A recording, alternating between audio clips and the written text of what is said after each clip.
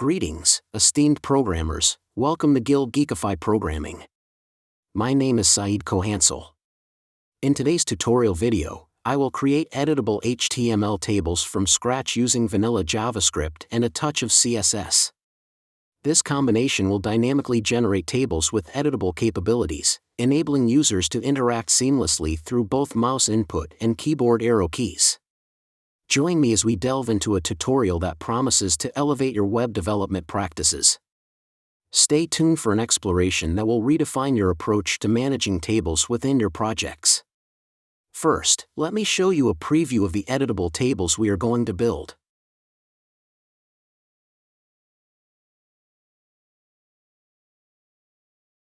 I will create two types of editable tables, a dynamic table and a static table.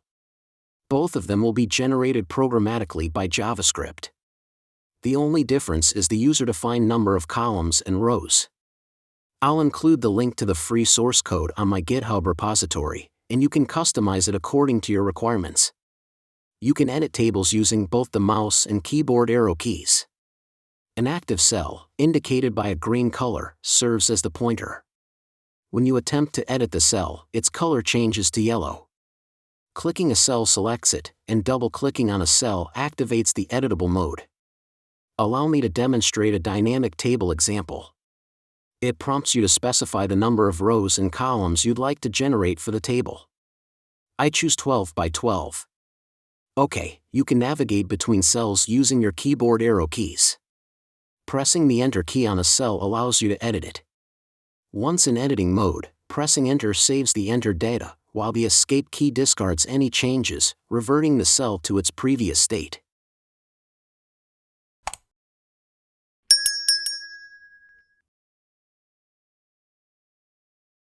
Alright, let's begin the project from scratch with HTML and CSS.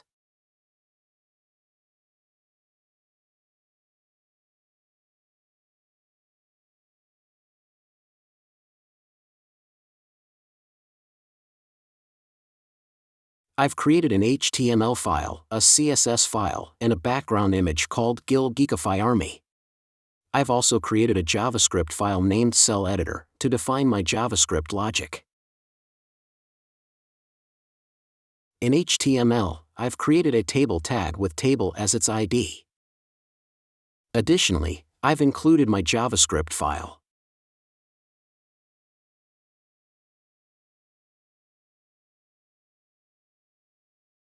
And in the CSS file, I've added styles for the table in different states, such as styles for the active cell, default table style, and style for editable cell.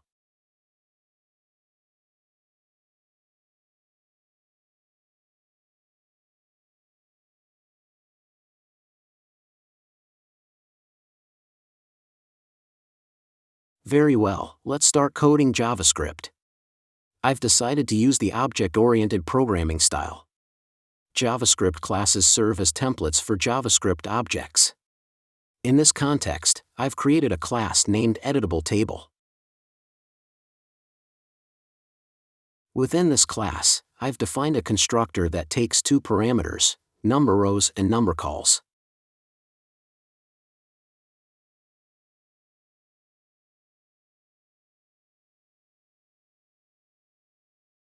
Let's initialize properties of the class. Constructor takes the number of rows and columns. In JavaScript, the this keyword refers to an object. The specific object depends on how this is being invoked, used or called.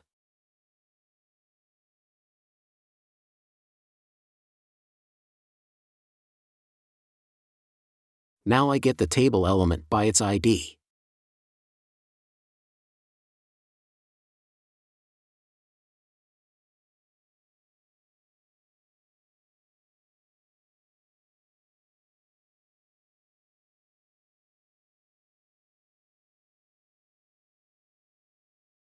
I've defined an array to store references to individual cells.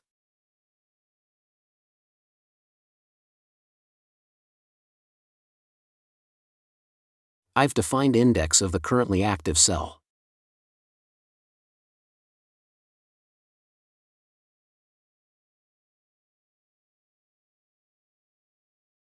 I've defined index of the previously active cell, it's initially null.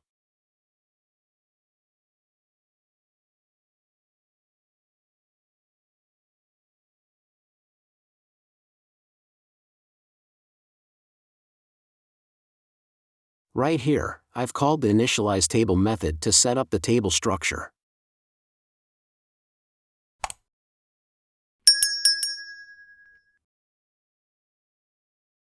Now, let's define the method to set up the initial table structure.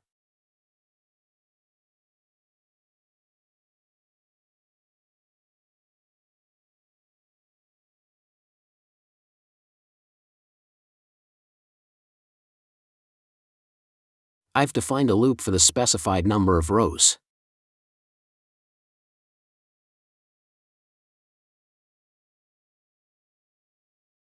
I should define nested loops for both rows and columns to dynamically generate tables.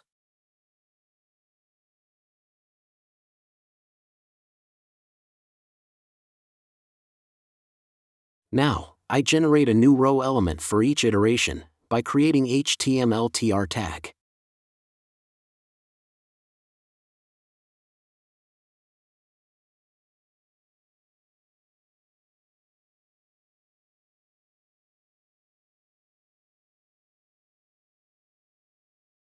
Once again, right here, I've defined a loop, but this time for the specified number of columns.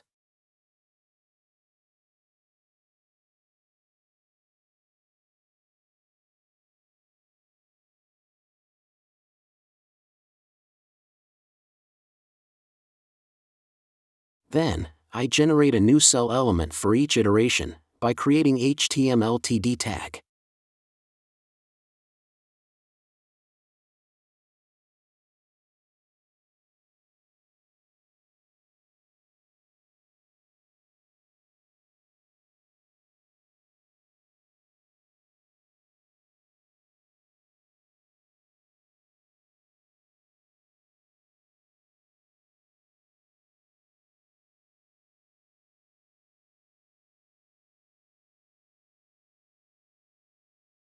I will set the text content of the cell to a formatted string, in other words, labeling each cell.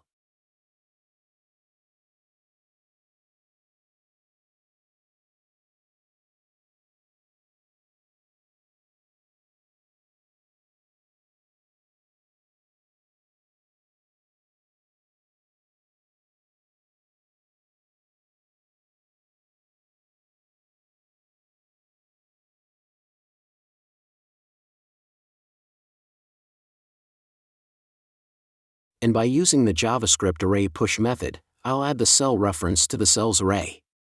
The push method adds new items to the end of an array.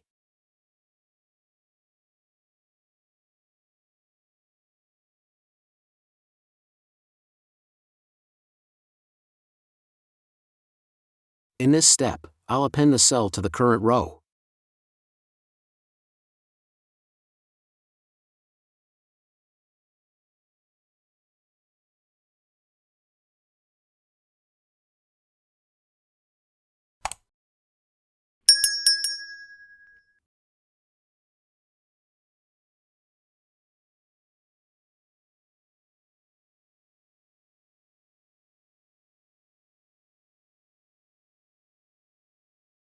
I'm adding the active class to the initially active cell, indicated by a green color.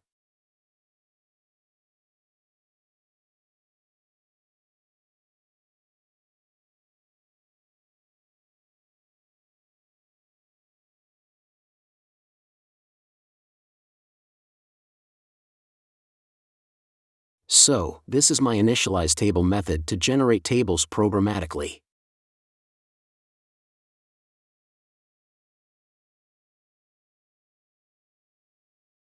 I've defined a class called EditableTable with a constructor, some properties, and a method.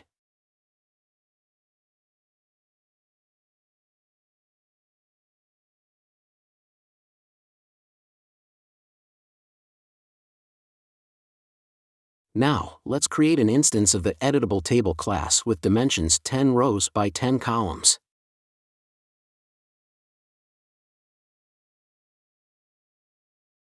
It should generate a 10 by 10 HTML table.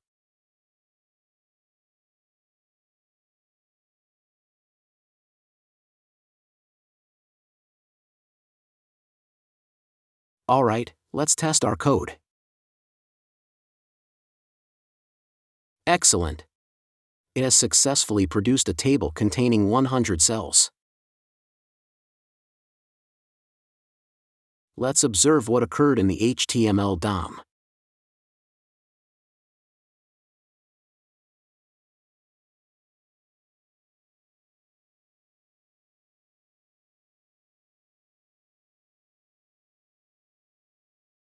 And this cell represents the active cell with a green color, functioning as a pointer.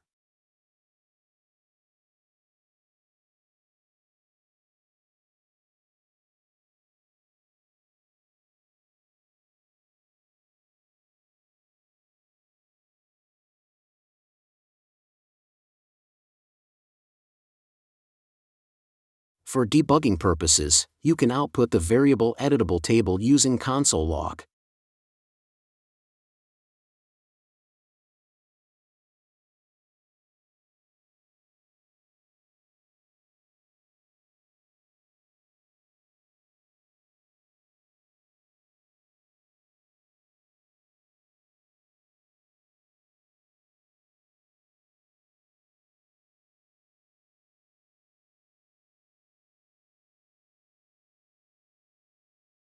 Okay, let's test the table with different dimensions.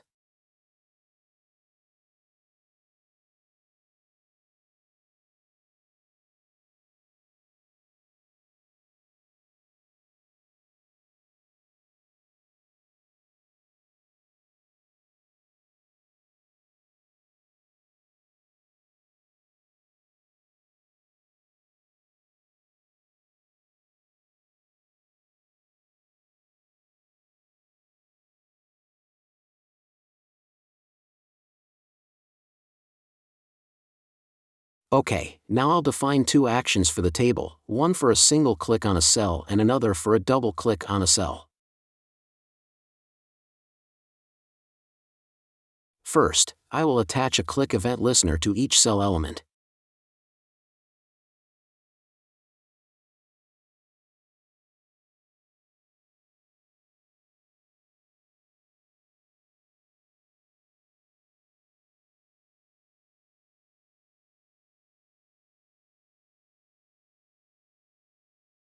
Then, I will verify if the cell is already in editable mode.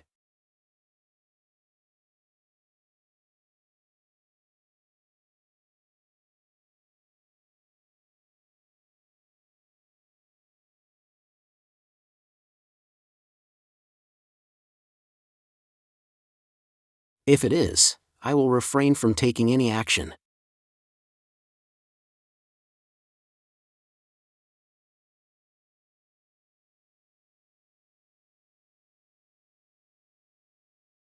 In this step, I attempt to find any cell that is currently in an editable mode.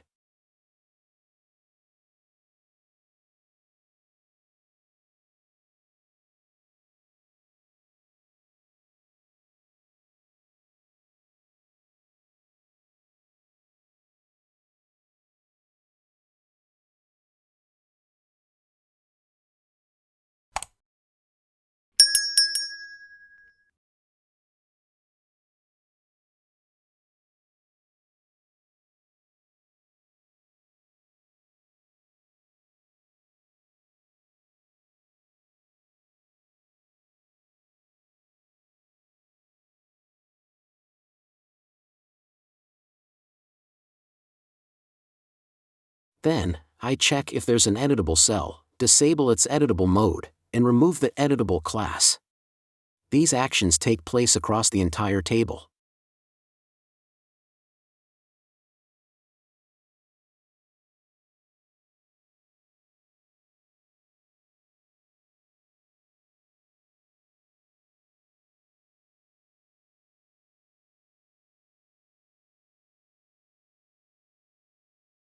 Indeed, when the user clicks on a new cell, the previous cell should be submitted, and its editable mode should be deactivated.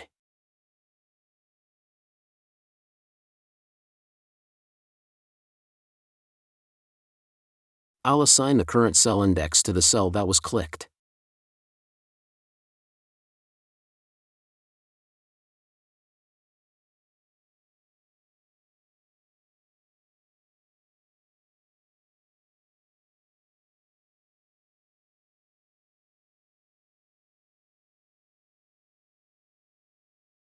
I will remove the active class from all cells.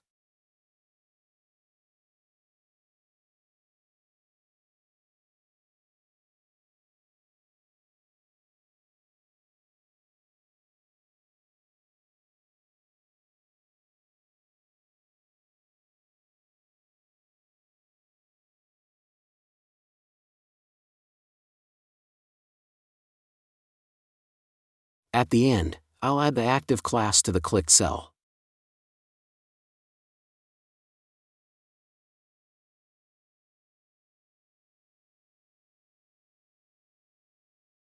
Alright, I've set up actions for mouse clicks. Now, let's establish actions for mouse double clicks.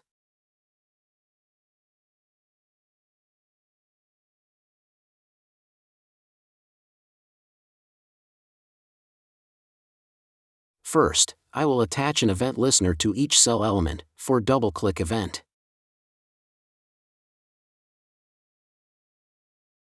Then, I will verify if the cell is already in editable mode.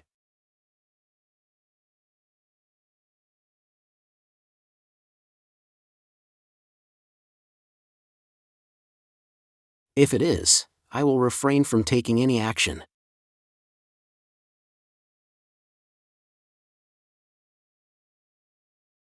And I'll call the makeCellEditable method to make the cell editable.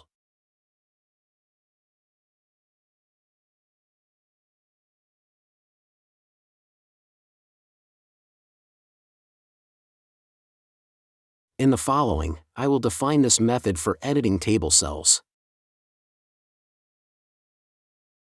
So this is our actions for the double-click event. It should be dblClick.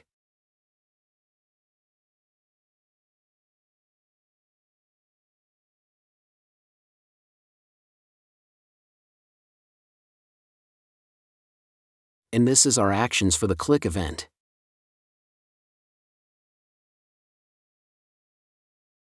Now, let's make some tests.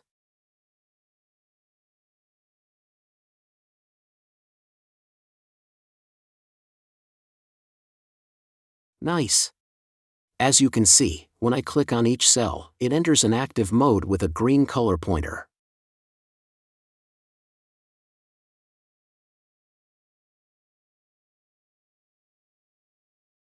By modifying the value of the current cell index property, you have the option to change the default pointer of the active cell, and this adjustment takes place after the table has been created.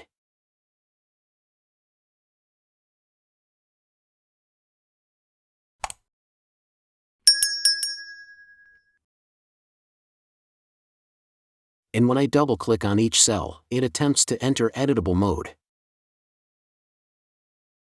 However, I haven't defined my cell editing method yet. I'm referring to the makeCellEditable method. Now, as a result, it throws an error in the JavaScript console.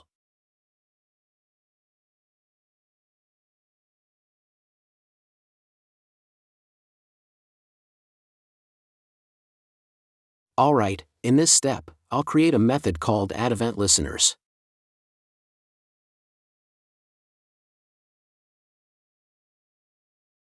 It's important to note that this isn't a standard JavaScript addEventListener. Instead, it's a user-defined method.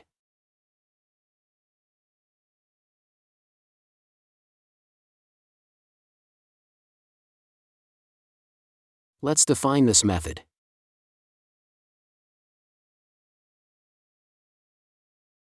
I'm creating the addEventListeners method primarily for handling keyboard interactions.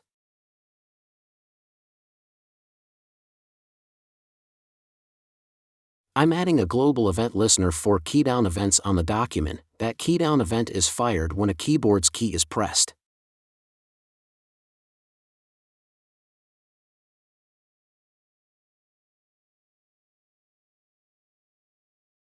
First, I will get the current active cell based on the current cell index.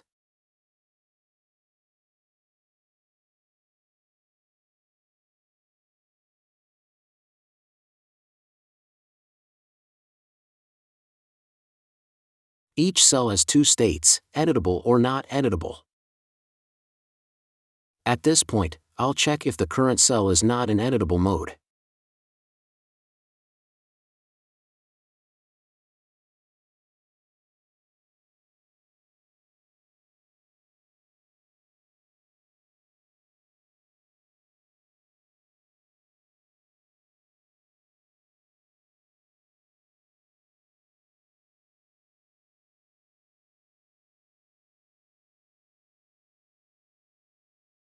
By implementing a switch statement, I will manage various keyboard inputs.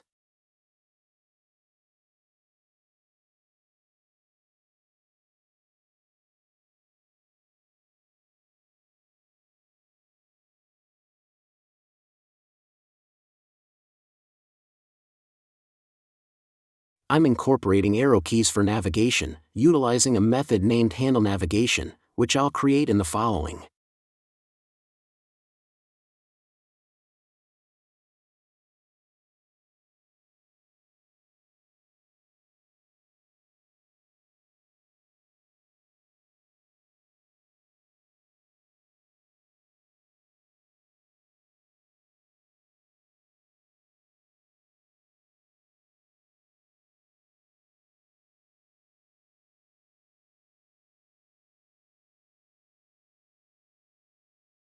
I've established handlers for arrow up, down, left, and right.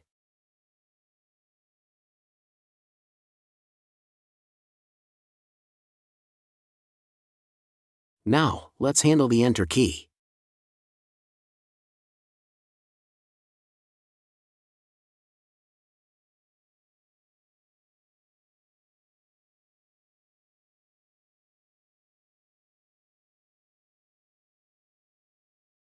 I'll verify if there is a previous active cell and remove it from the active state.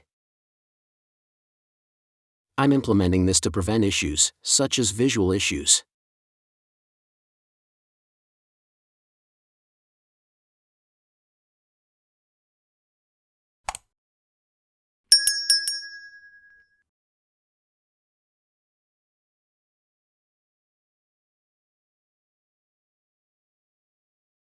I'll prevent the default behavior of the Enter key.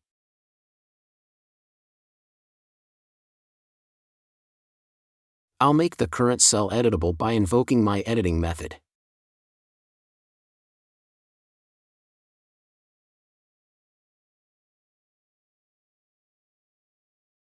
In the final step, I'll set the previous cell index to the current cell index.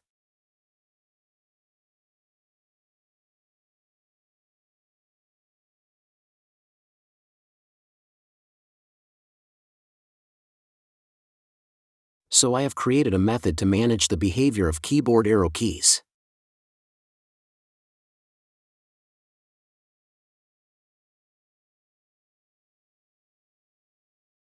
It's time to define our cell editing method.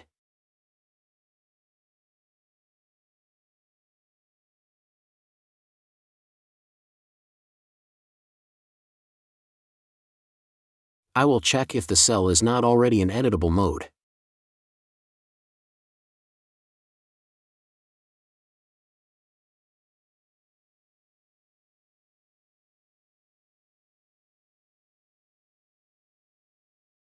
I will store the current text content of the cell in a temporary variable.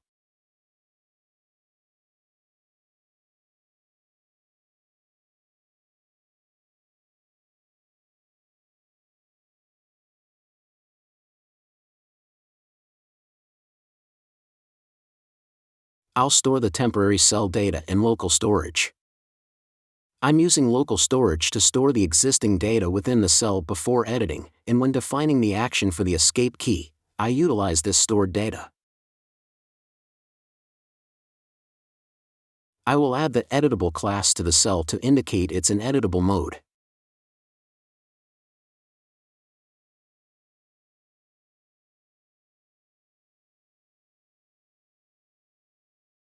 I'll set the content editable attribute to true to enable editing.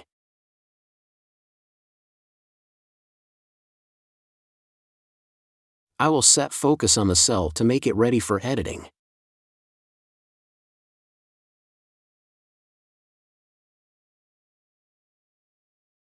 I'll call the selectTextInsideCell method to highlight the text inside the cell.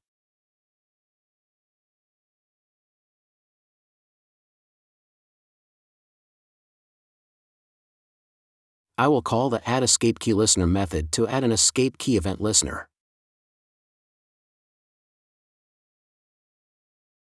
In the following I will define these two methods.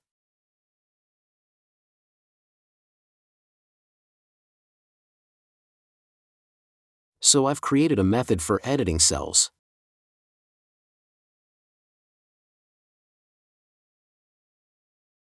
Now, let's examine the places where I've implemented this method.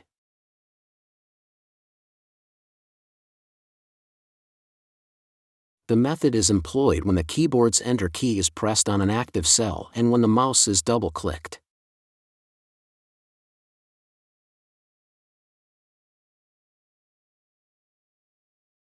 Alright, now let's check the cell editing feature. Nice! I double-clicked on a cell, and it entered editing mode.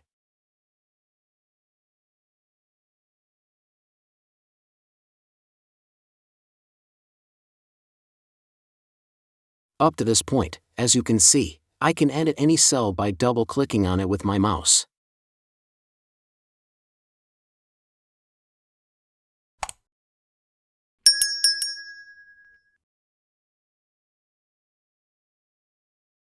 In the following, I need to add logic to prevent the insertion of multi-line characters when the keyboard Enter key is pressed. Instead, it should exit the cell from editing mode and return to active mode.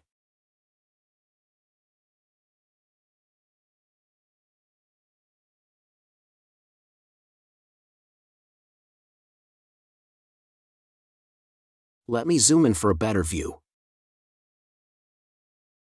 Very well. Now I will define a method to exit cell editing mode.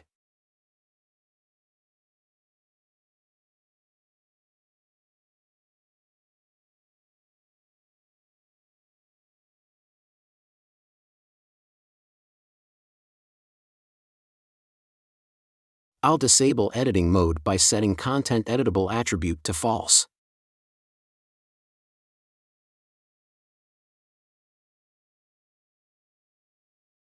I will remove editable class and add active class to the cell.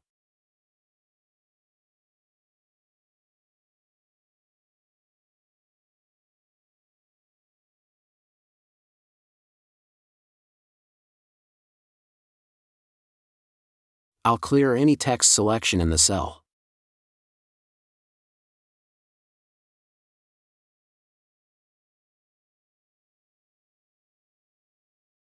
And I will remove the temporary cell data from local storage. At this point, we have no reason to keep it.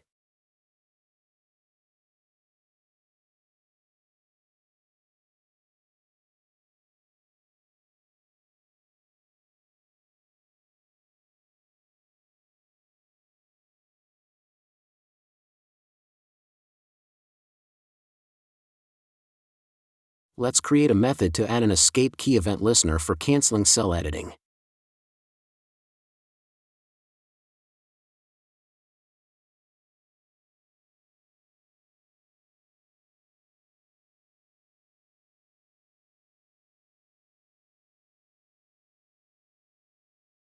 I will check if the pressed key is escape.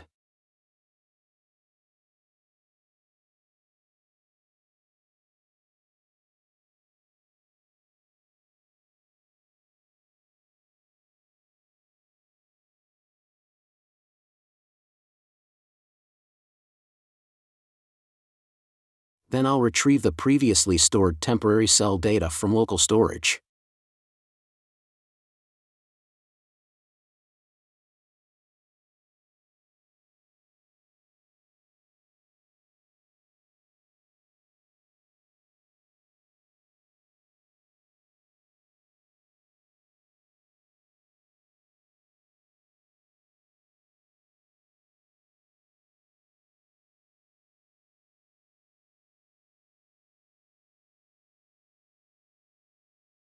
I will restore the cell content to the temporary data or an empty string if not available.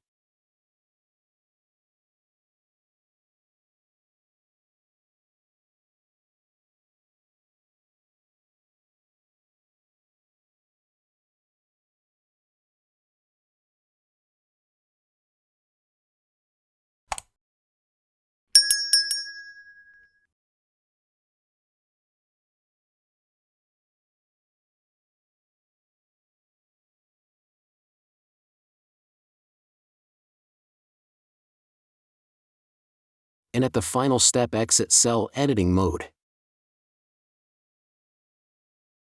So this method specifies the behavior for the escape key on the keyboard, incorporating a feature that discards any edits made. When the escape key is pressed, any changes to the content are discarded, providing an editing discard functionality. Let's define a method to select all the text inside a cell. I use this method when attempting to edit a cell, whether it's through mouse interaction or keyboard input.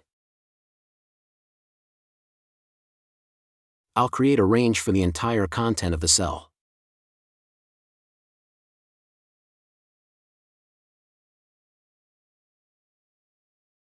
I will select the contents of the cell with the range.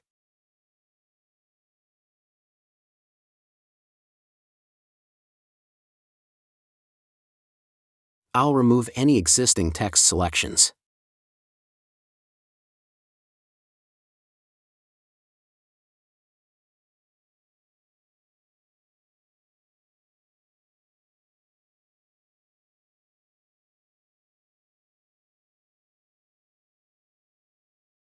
And I will add the new text range to the selection.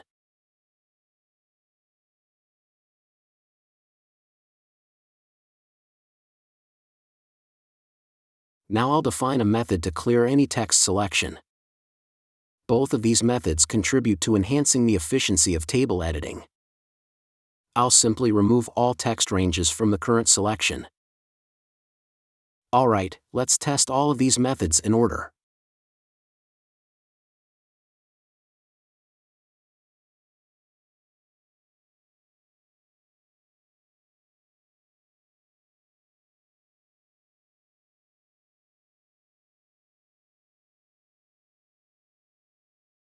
As you can see, when attempting to edit a cell, you might notice that the entire value is automatically selected. This is a result of the selectTextInsideCell method being called.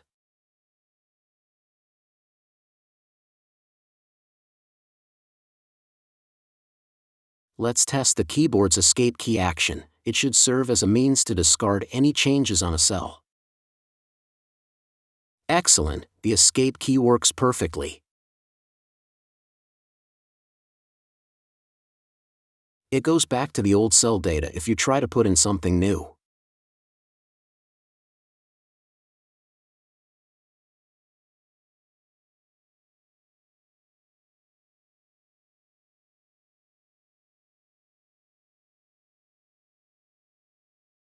Alright, let's define the final method in this project, handleNavigation.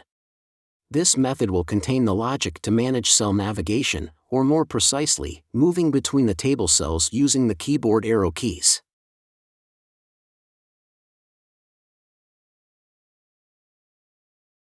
I'll remove the active class from the current cell to deactivate it.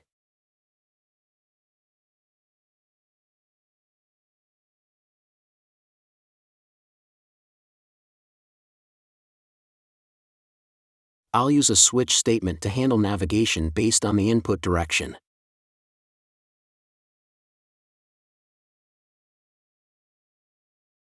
Let's begin with the up arrow key on the keyboard. If the direction is up, I will move the active cell up by one row.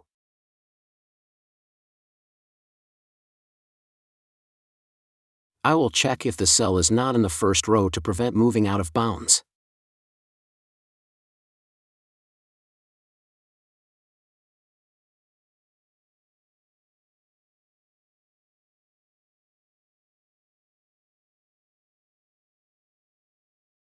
Now, I'll move up a row by subtracting the number of columns from the current index.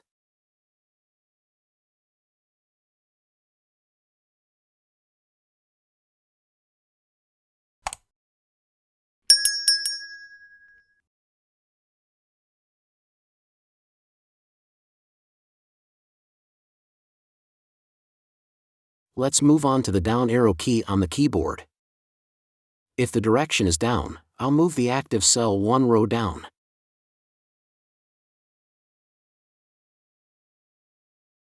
I'll check if the cell is not in the last row to prevent moving out of bounds.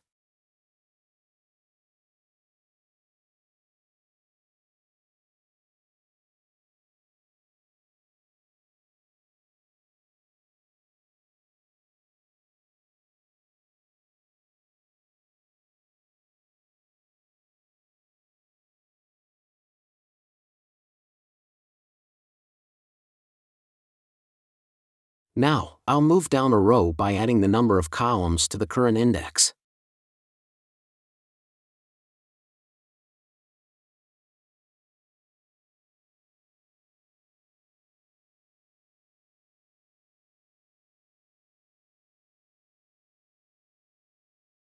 Let's handle the left arrow key on the keyboard. If the direction is left, I'll move the active cell one column to the left.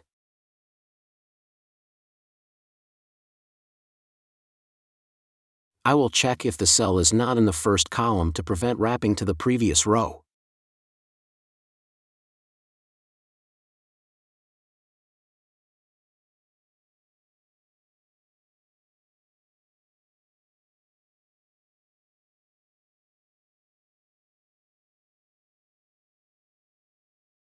Now, I'll move left by decrementing the current index by 1.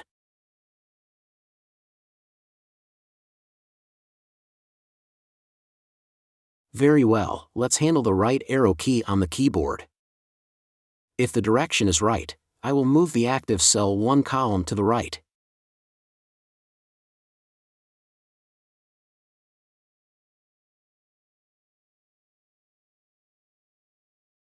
Now, I will ensure that the cell is neither in the last column nor the very last cell of the grid to prevent wrapping to the next row or moving out of bounds.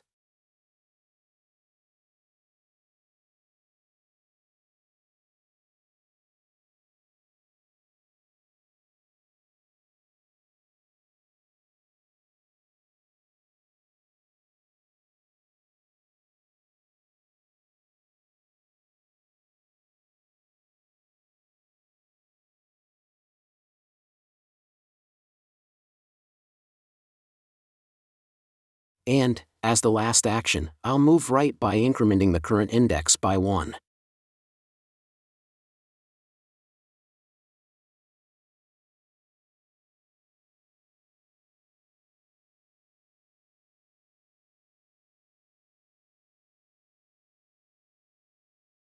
Now I'll add the active class to the new current cell to activate it.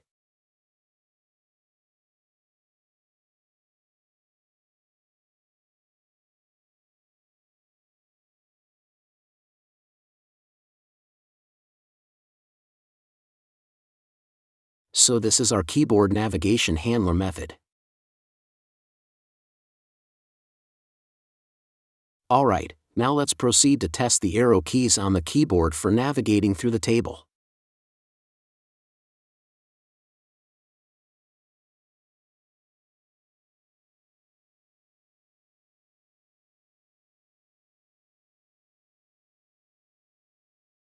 Excellent, I am able to navigate seamlessly between all the cells in the table using the arrow keys on my keyboard.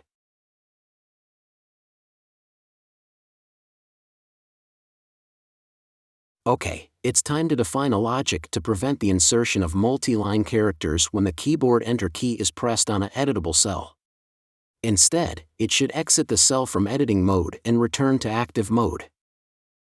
Sorry, I made a typo here, let me fix it.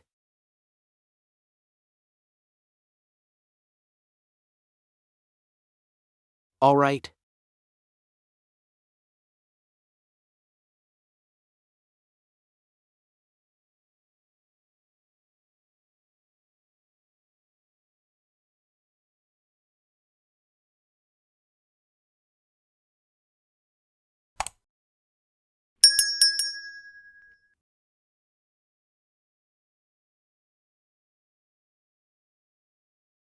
If the keyboard's Enter key is pressed on an editable cell, the exitCellEditingMode method will be called to exit the cell editing mode for the current cell.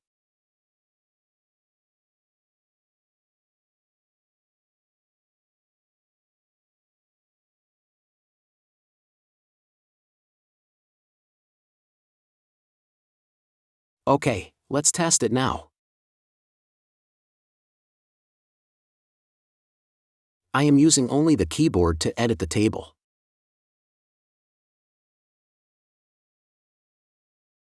It looks like all the functionalities I defined are working perfectly. I will move between table cells using the keyboard's arrow keys. Pressing the Enter key will allow me to enter editing mode, and pressing the second Enter key will exit the cell from editing mode. Additionally, pressing the Escape key will discard any changes made to a cell.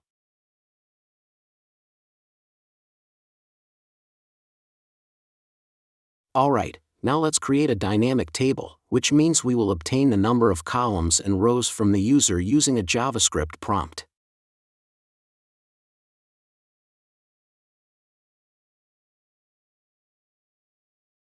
I will listen for the DOM content loaded event which fires after the initial HTML document has been completely loaded, without waiting for stylesheets, images, and subframes to finish loading.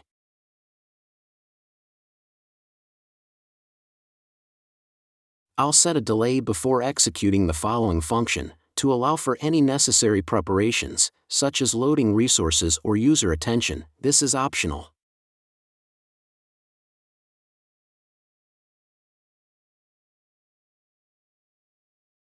I will prompt the user to enter the number of rows for the table and parse it as an integer.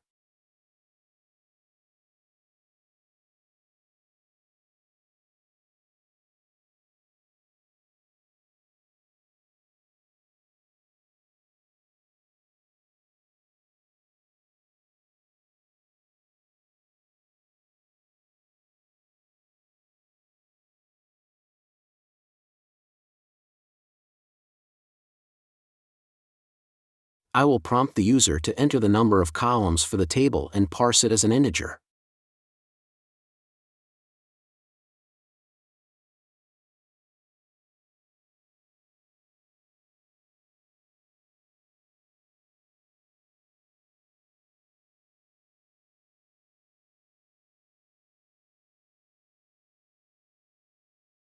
Now, I'll create a new instance of the EditableTable class, initializing it with the user-specified number of rows and columns.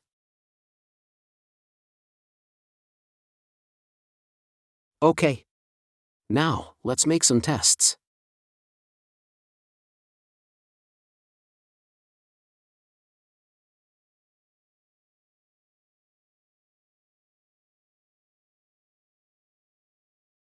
Very good.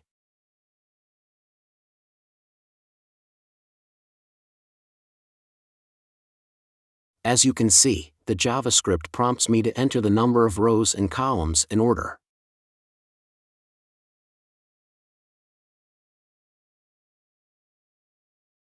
Congratulations! We have created HTML editable tables with features for editing using both mouse and keyboard keys.